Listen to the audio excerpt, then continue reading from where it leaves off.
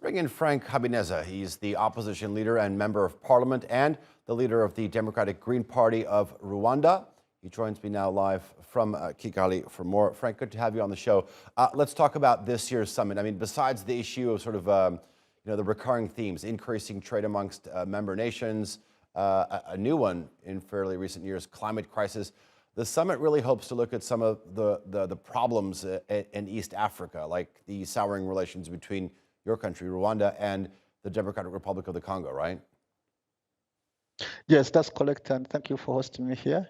Yeah, I think the summit is going to look into current issues, security concerns in Democratic Republic of Congo.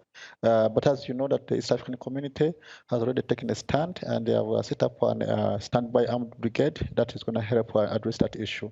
So there was a meeting earlier this week to address that question as well.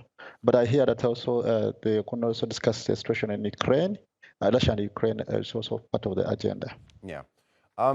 Let's talk about the general feel. I mean, do you think that the ethos of this organization, the Commonwealth organization, is changing, perhaps sort of transitioning away from a values-based organization like Daniel Padrick in his news story first said, to promote peace, prosperity, and democracy, and sort of maybe adopting a more EU one, like becoming a massive trading bloc with, potentially 2.5 billion people under the umbrella? Yeah, I would say that most of the members of the Commonwealth, they're not really respecting the real values, the values of the Commonwealth. So I think that the main focus now is more about trade.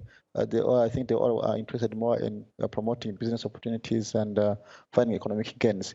But if you look at the foundation values of the Commonwealth issues concerning respect of human rights, democracy, rule of law, peace, promotion of the peace, I find that most of the Commonwealth countries, they are not respecting those values, and there are still challenges that need to be addressed in that area. And there are a lot of concerns from your country, Rwanda, with regards to human rights abuses as well. Yeah, there have been serious concerns regarding human rights respect in Rwanda as well. We have serious concerns with especially people who are in prisons. People who have been held in prison for political reasons, or some journalists in prisons. We hear reports that they're being beaten in prisons, or they're denied medical care, or they're mistreated. And these issues keep on coming now and then.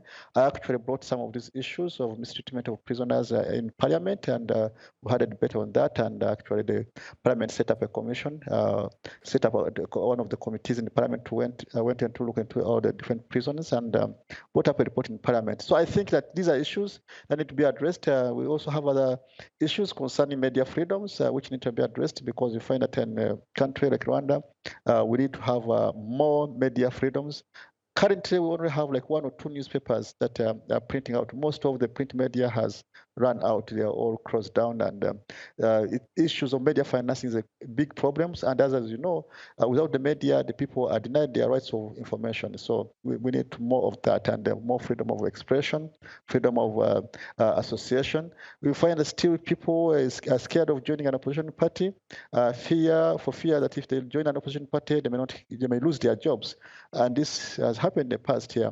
So people have genuine concerns of joining opposition parties. We find that everyone wants to join the ruling party because they feel safe there, and they don't feel safe in the opposition parties, which is still a challenge of freedom of a political assembly.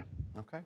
Frank Habineza, thank you very much for joining us here on the NewsHour. Do appreciate your analysis.